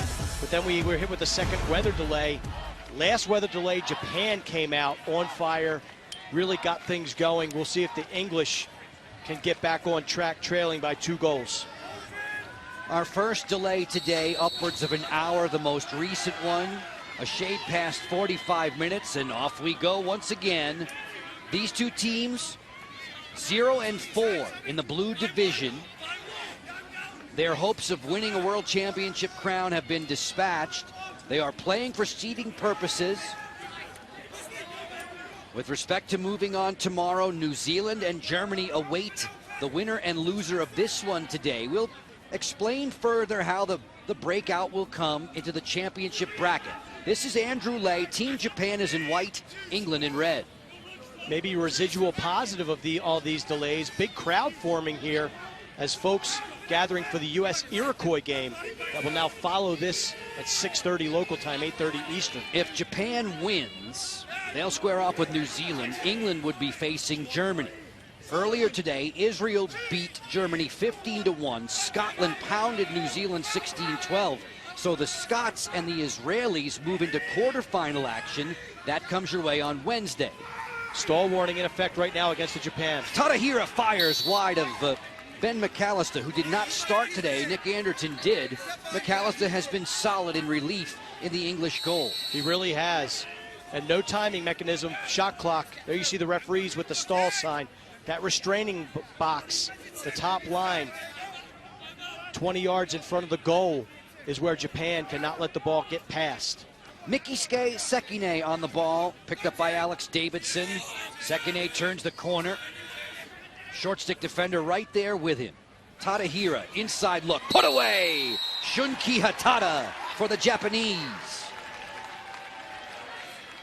With the stall warning on, I thought England should have been more aggressive on ball. But the double comes out to the wing, and no one rotates over to pick up Hatada, who was left wide open with about 3 yards to spare in front of the crease, and he slips it past Mcallister. Japan's first involvement in a world championship came 2 decades ago, back in 1994. Head coach Yoshihiro Okubo presiding over this Japanese entry. Japan lost to Australia in its opening match in overtime. They were walloped by Iroquois, the United States, and Canada. England, similarly, throttled by the Iroquois, Canada, and the United States. They were edged by Australia. The English just can't beat the Aussies. They fell a couple nights back, 10-7. That was a spirited affair. You heard the Australian fans really getting on to England, singing, nah, nah, nah, hey, hey, hey, goodbye. The last 20 minutes of the fourth quarter, it was still a 2-goal game. So England right now really wants this game against Japan. Erin Prosser maneuvers in against Ozawa. Leads it back behind the cage. There's Matthew Sexton. He plays collegiately at Penn State. Colin Clive has a hat trick today. Swing it back this way for Sam Russell. Russell drawing 2 defenders as Hironaka was peeking out there for the Japanese defense. Team Japan in white, leading by 3. England has had success dodging from behind the goal. Prosser from the sharp angle sent it wide. Keisuke Ando is still in the cage for the Japanese, having taken over for Takahiko Shinohara. Japan defense tends to ball watch, and they don't slide that efficiently, nor are they physical. Prosser, number 18 in red, continues to dodge with his head down. It's like a running back trying to run for glory or get to the end zone. Russell, who tallied twice against the Iroquois. He played for England in the 2010 World Games in Manchester, England. That's where we will be in 4 years' time. That English city will play host to a 4th World Championship. Turnover, back come the Japanese. Andrew Lay, who played collegiately at the University of Denver. Running with him, stride for stride, Tom Gosney. We have played now 8 minutes of the fourth quarter, running time in the World Championships, although the clock will stop when below 3 minutes. And we saw Japan on their previous possession stall the ball. They held it for about 3 minutes. Expect at least that much time, if not more, to come off the clock, as Japan has no interest whatsoever in going to the goal with this 3-goal lead. One of the mission statements from the Japanese Lacrosse Association: lacrosse gives us pride. It's part of our culture. It helps us make friends. Right now they're facing the enemy in red from England and leading them 11-8. Good defense turned in there by Prosser. as he forces Matsushita to give it up. Ozawa switch the point of attack. It's Motoshita now against Gazne. To the split dodge. Double team fire comes quickly from Kirkland. Ozawa, a long way from the cooker. Vavaziniak is there. Vavziniak watching. Ozawa bounced it wide. Good backup though. The retrieval for Shunki Hatada.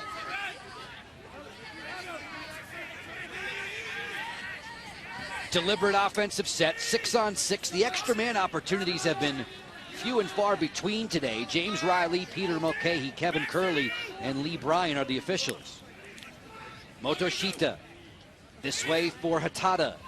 And now Wataru Sugu, who led Japan in scoring 4 years ago. Ozawa bounces one wide. With these shots, the Japanese continue to buy themselves more time to just stall and play around. This possession started at the 12-minute mark. We're approaching 1:40 seconds, going on 2 minutes of possession time here for Japan. Japanese are gunning after 0-0 in the nets for England. Ben Mcallister, a 37-year-old netminder who's playing in his 4th different world championship. That's remarkable when you consider it's a 16-year span. Right, it's other goaltenders in English lore. John Marr, one of the older goaltender who played into his 40s for the English national side. Hatada on the kick. Ozawa inside, bouncing that one wide of the mark. It's kept on the end line by Wataru Sugu. If I'm the English, I might just shut off right here and let the defender, Bonsall, work over the Japanese attacker. Just try to get possession back down by 3 goals. Bonsall likes to intimidate. 21-year-old defender who played at Siena University. Turning back, Sekine for Hatada. Roll dodge. Into shooting space. The jump shot is pumped over top of the goal by Tetsuya Ozawa. Extended possession time now for the Japanese. We're more than halfway home in the 4th quarter. The field showing no ill effects of another 46-minute weather delay. Event organizers have been very quick. Once they realize that electricity and lightning is in the area, they've been evacuating the stadiums, asking the players to patiently retire to their dressing rooms. Said the man in the metal tower. The lightning cage. At the middle of the field. The pass to the inside, beautiful one-touch. It was a near swing and a miss for Shunki Hatada as he tried to flex that one home. England needs the ball. They've got it. They're trailing by 3 with 8.5 to go. Gazne looking for a numbers advantage as the Japanese get back in the hole, and oops, 80 Bennett forgot to catch the ball. A 3-minute, 20-second possession by the Japanese, and then on a simple exchange from defense to offense, Bennett, second miss, second drop pass in a row. His name is Mark Dixon. I'm Joe Beninati. This is the FIL World Lacrosse Championships from Dick's Sporting Goods Park in Commerce City, Colorado. Japan and England, 2 teams in the blue division without a victory.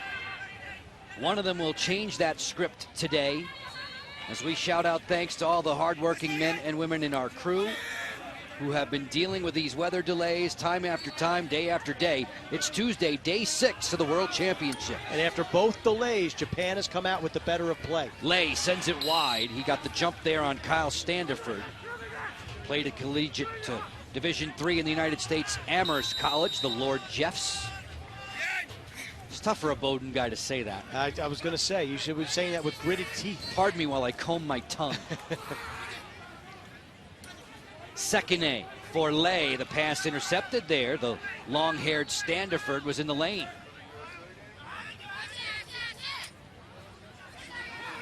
Lay. Back behind the cage. Hatada. Keep it way on the flank. With speed now. Iwano inside. Mcallister makes the huge stop. England had to have that one. He shut the door on Shunki Hatada. Love the offense by the Japanese. Spread out the English. Ran by him on the perimeter.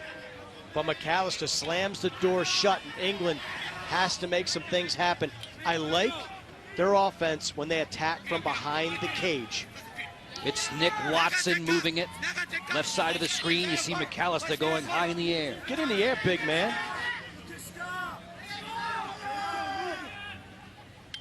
Sam Russell for the English squad with 6.5 to go. Time is moving rapidly in the fourth quarter. Sexton to Watson. Very flashy Dodger, quick feet. Russell's a shooter. He had 2 against Australia, 2 more against the Iroquois. The pass from Prosser was deflected, the best of the Japanese defenders. Yuki Mizuta was there. Colin Clive on a 3-goal day. Clive pounding his way down the alley. Watson is next. Yamaguchi attached to him. Prosser fires and scores! Erin Prosser. When you attack the Japanese from behind the goal, they have a tendency to ball watch. This is no exception. The defense gets sucked down.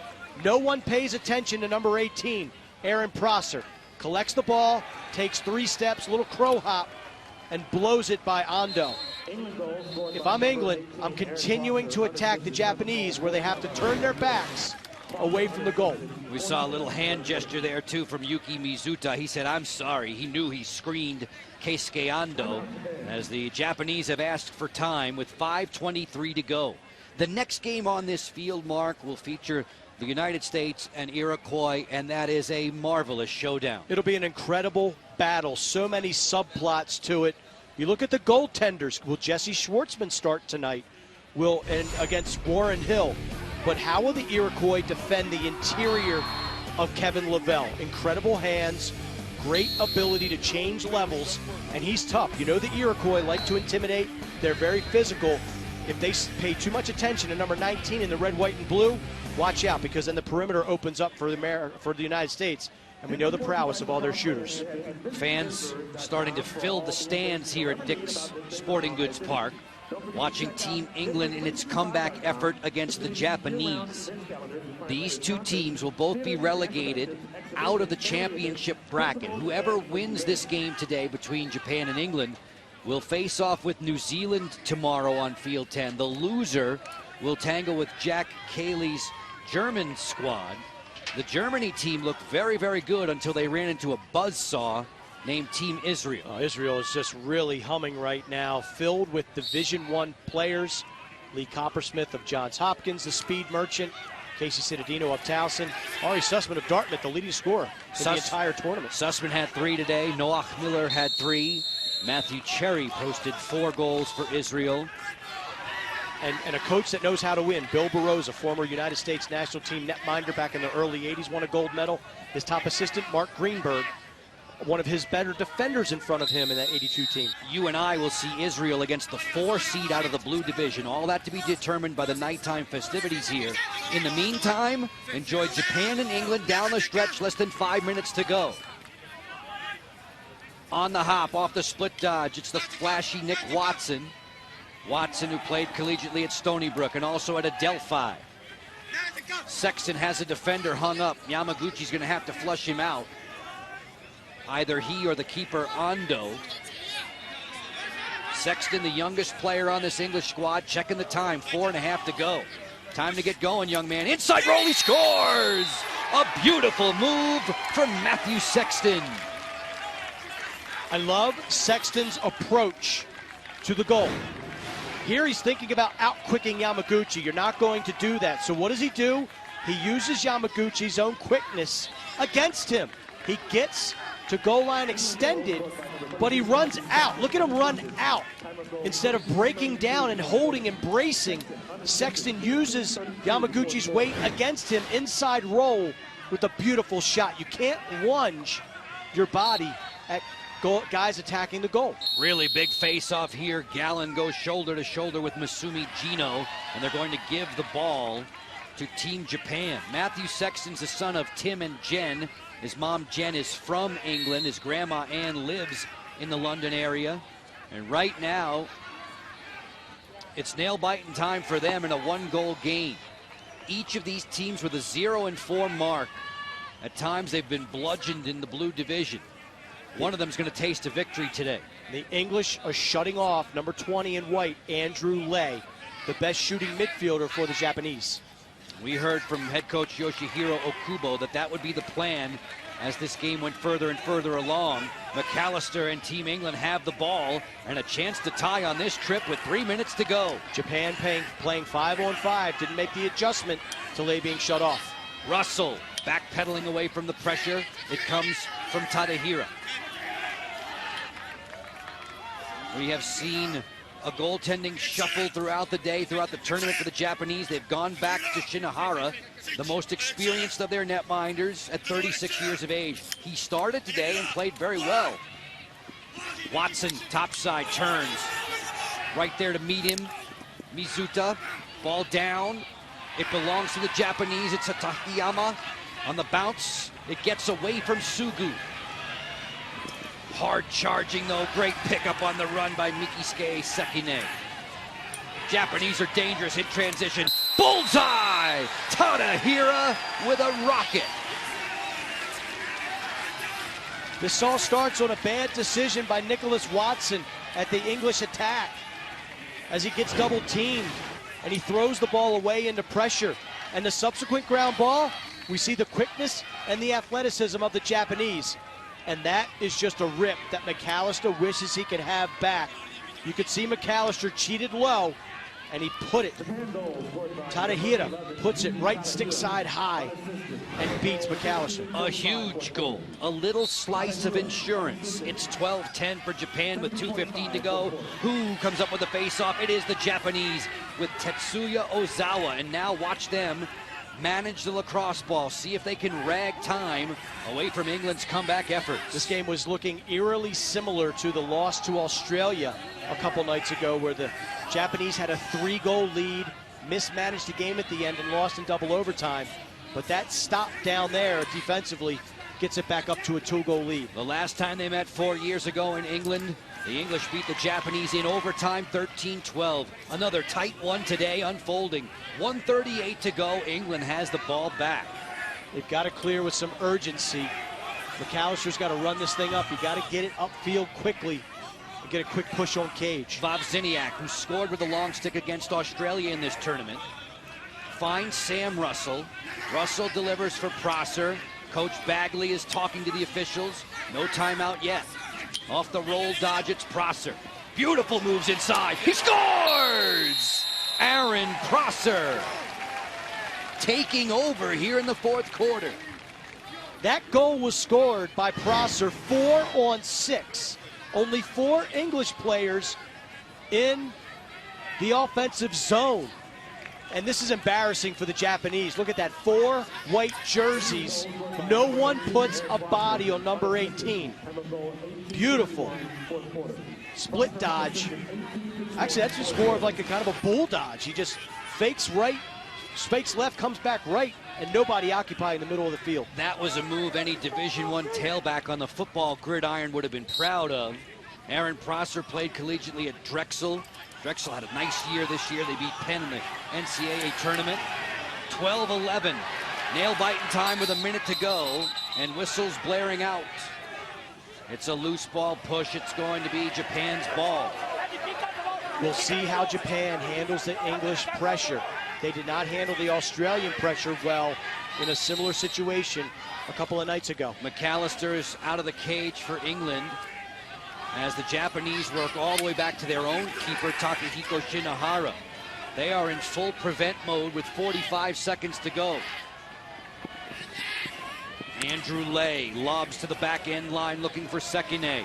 Time is ticking away from the English, 34 seconds left. Gotta press out now if you're Max Bonsall. Another cross-field pass to Lei. It's a game of keep away for Japan as they try to win for the first time in the tournament. England in danger of dropping to 0-5.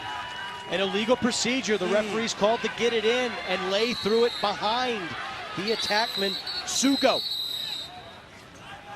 And with possession, head coach Bagley of Team England will ask for the time he'll get it. Checking the scoreboard, 19 seconds with which to operate. Mental mistake. They had to keep it in against Australia, threw it outside of the box.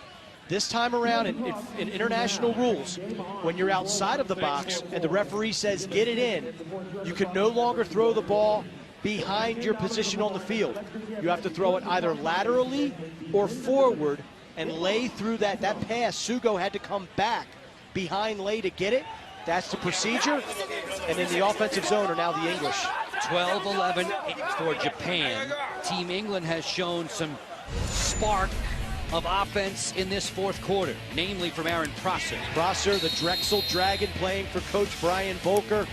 I love Matt Sexton, the move around Yamaguchi, and then, oh, the ankle breaker, the stutter step. The 1-goal deficit now for England.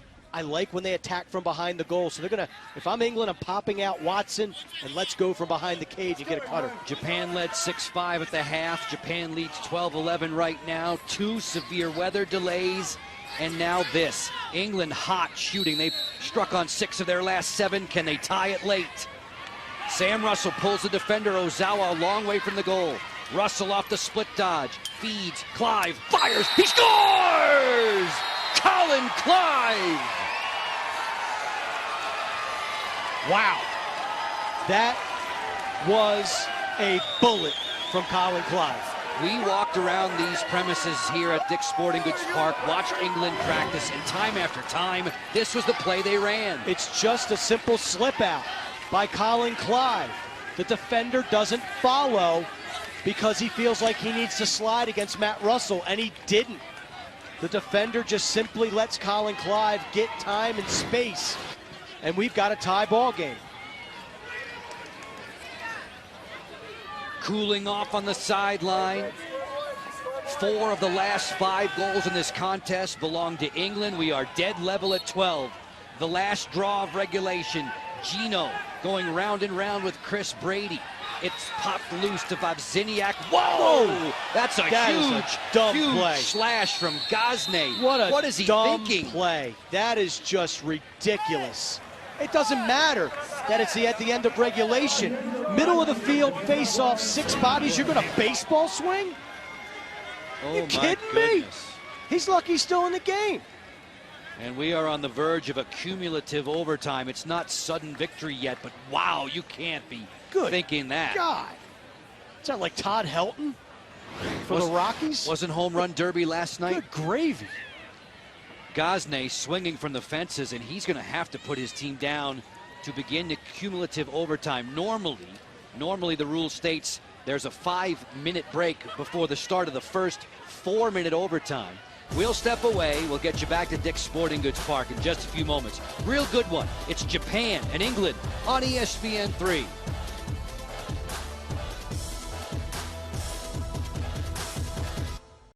A little bit of everything for the English lacrosse fans to endure today as they have battled Japan to a 12-12 draw after 80 minutes. The overtime rules in the World Championship format, Mark, it's a little bit different.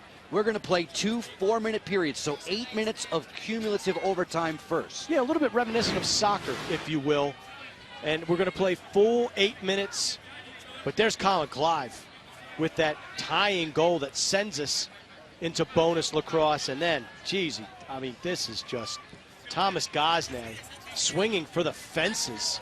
He could have gotten a second slash on there, too, on number 15, Christopher Brady, as he slapped the guy right in the kidney. That's just, man, that is just not smart lacrosse. Getting caught up in the emotion, but still, England scores 4 of the last 5 to push us into extra time here at Dick's Sporting Goods Park. This is Field 10. It's the site of the United States-Iroquois major duel in Blue Division play that is now scheduled for an 8:30 p.m. Eastern Time start. Although with this game going to overtime, that may slide a bit. You'll have to check your listings.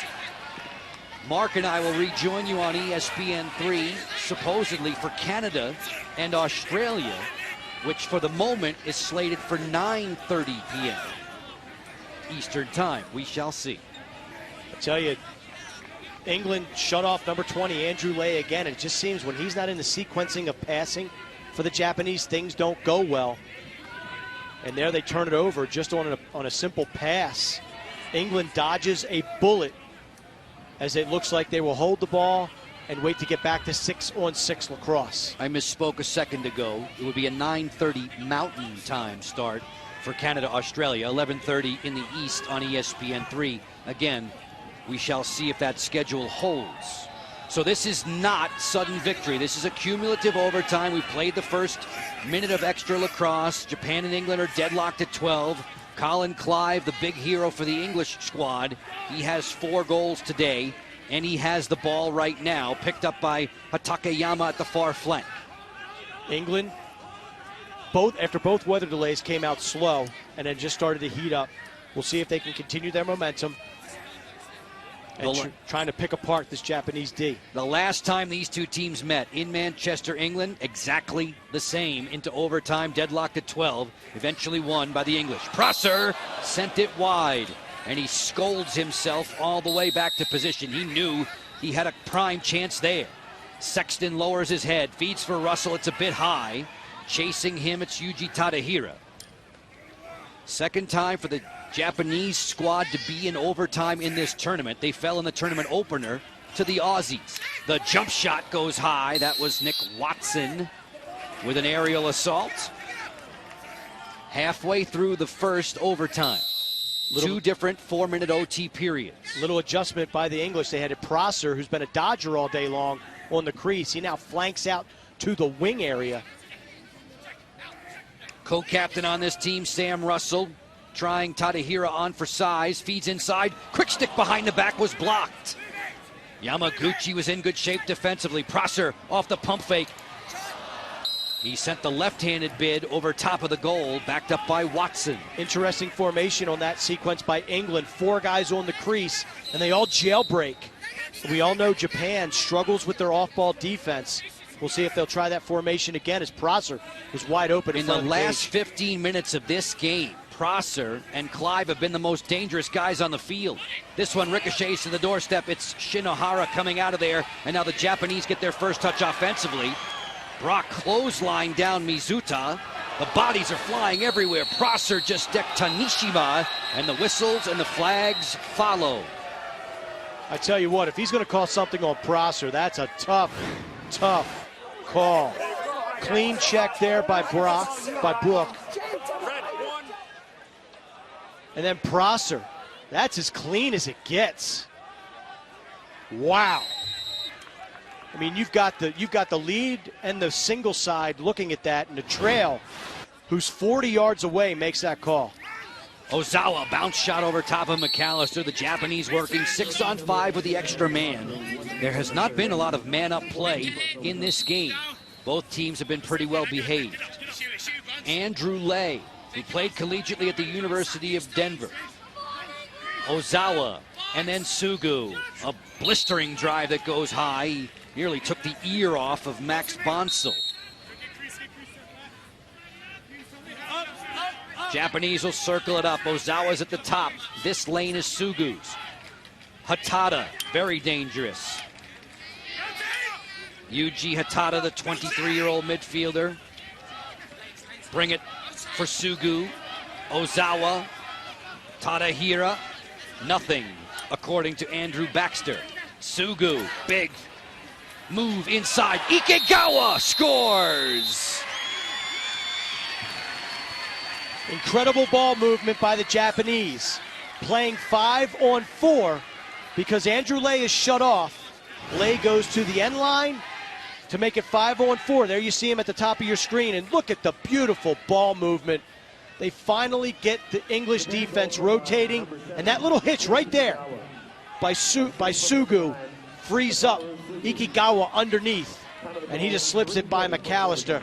Excellent execution, especially with Lay taken out of the equation. Japanese faithful have a reason to be proud there. The swim move from Sugu was extraordinary. 13-12 for Japan. Whistle here and a stoppage in play late in the first session of overtime. We still have another 4 minutes of OT to follow. I tell you, that was a tough call at midfield. And a game that's been very well officiated and well played. I love that finish right there. Let's go back to the opening night action. Well, Australia and Japan in overtime. And there's the game winner by Nigel Morton. Again, attacking from behind the cage. Japan had a 3-goal lead in this one, allowed Australia to get back into it after a procedure call when they were told to keep it in, and they threw it outside of the box. Similar situation here as Andrew Lay, instead of moving the ball lateral or forward, threw it backwards, and that gave England a chance to tie this. But retribution as the Japanese score on the extra man, that really was a very tough call against England. That highlight we showed you came after Australia and Japan had exchanged goals in the cumulative 8 minutes of overtime.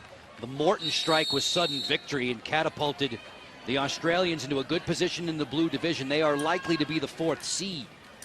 Russell moves, skip pass to Watson, lost it on the cradle, taken up off the turf by Mizuta.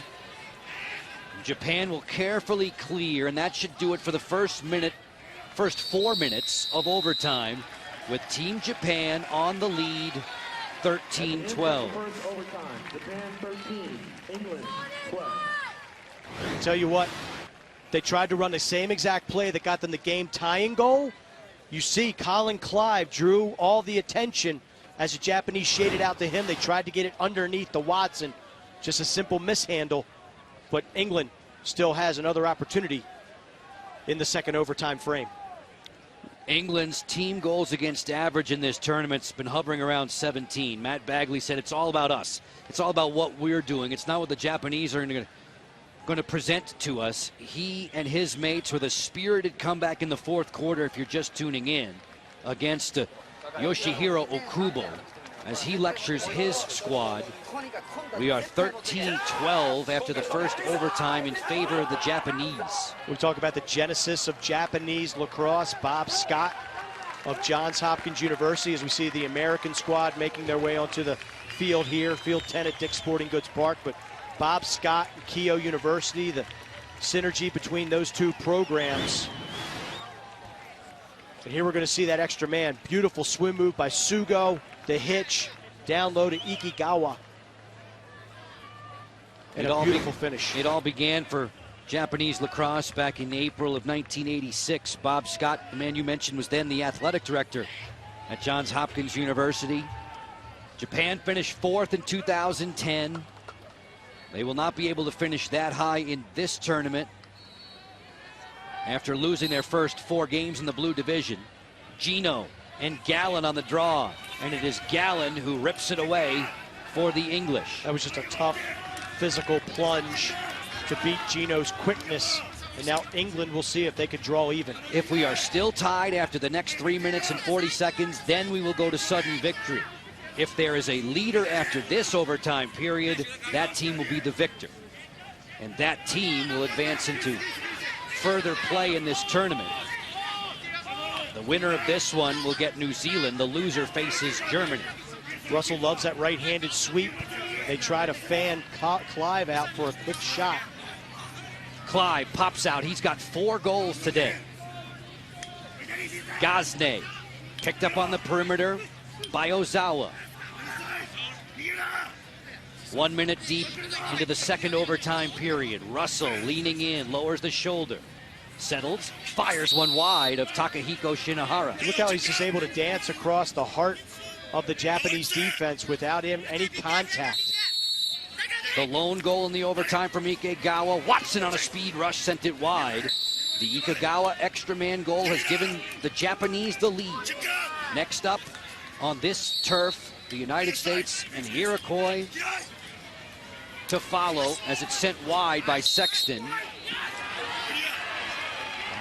Yamaguchi got beat, but used his quickness to get the trail check, and then the hustle to the end line.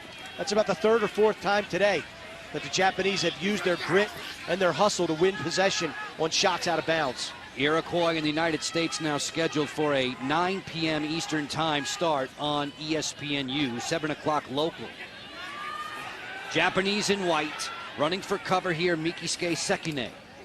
Picked up on the perimeter quickly by Kirkland, keeping him at stick's length. Bonsall is shutting off Wataru Sugu as we approach the midway mark of the second overtime period. Sekine on the roll dodge. Couldn't get to the cage. Kirkland wouldn't allow it. Footing on this field very good, even after 2 severe weather delays of upwards of an hour and 45 minutes. It has been a battle between Japan and England. The Japanese had a 6-5 advantage at the halftime break. England with a spirited rally in the fourth quarter to tie, and back they come with Andrew Baxter. On the wing for Russell. Further to Watson, and he'll cool his heels. Japan just cannot kill the clock. I don't know why they had the ball at the top of the box. Get it behind the goal. Milk it. You have a timeout in your back pocket. And even if you get hit with a stall, you can call a timeout. Subs coming on for Matt Bagley's English side in the red. 1:25 left to go in this second overtime. England must score to keep the game moving. Russell shimmies in. Yamaguchi absorbs that hit, tries to take the ball away over the head, nothing there. Gosney from deep. 1 minute to go. Russell opens up, didn't pull the trigger. Sam Russell on the outside for Matt Sexton. Sexton to the alley, shoved there by Ozawa. Clive and his 4 goals. He'd trade them all for one right now. Gosney on the move. Sharp angle to the front, snared there. The air traffic controller in front. Yuki Mizuta, who makes everything go for the Japanese defense with a huge intercept. And now Japan looks to run away and hide with 35 seconds to go. An open player in front, fired wide. Hatada fired wide, but there was a timeout called. And is it me, or did Japan do the very same thing on opening night against Australia? Exactly. When they had a wide open opportunity, they called the timeout. Poor decision by Gosney right here. No need to be the hero trying to throw it through 3 white long poles when you had Matt Sexton wide open at X. But the Japanese did leave a timeout on the table in regulation against Australia.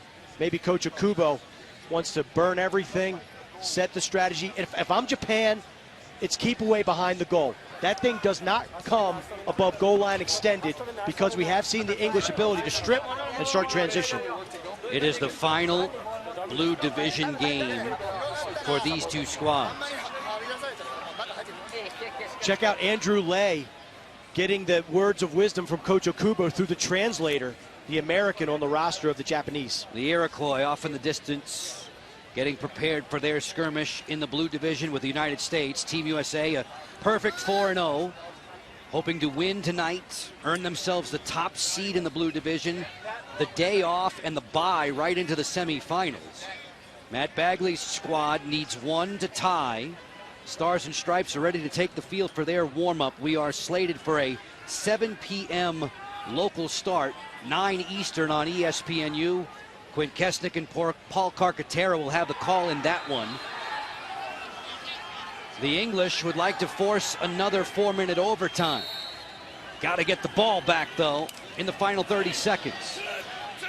Lay running with it. Andrew Baxter chasing him all the way to the restraining line. Lay will come to midfield. 20 seconds left. The double team is coming. It's a triple now with Gosney there. Andrew Lay taking matters into his own hands. 10 seconds to go. On the end line there. Open rooms for Sugu. And Team Japan will hang on. A brilliant comeback from England falls short in overtime. Japan 13, England 12. Ladies and gentlemen, final score. You've got to tip your cap to the Japanese, gritting out this win. And you saw Sugu about to run the ball out of the box in the final 5 seconds. Does a U-turn, but the ball in the stick of Andrew Lay. He was a difference maker all game long. It's fitting that he's the one that runs it out for the Japanese, and they are well within reach of their goal of finishing in 5th place. The Japanese taste victory. England falls for the 5th consecutive time in the tournament. For Mark Dixon, for all the men and women in the crew, Joe Beninati, thanks very much for your time. You watch the entire game on replay, as well as other games on the family of ESPN networks. Log on to watchespn.com or download the Watch ESPN app. This has been a presentation of ESPN. Back and forth, up and down, a great game in the Blue Division. Japan downs England. ESPNU has the United States and Iroquois at 9 Eastern.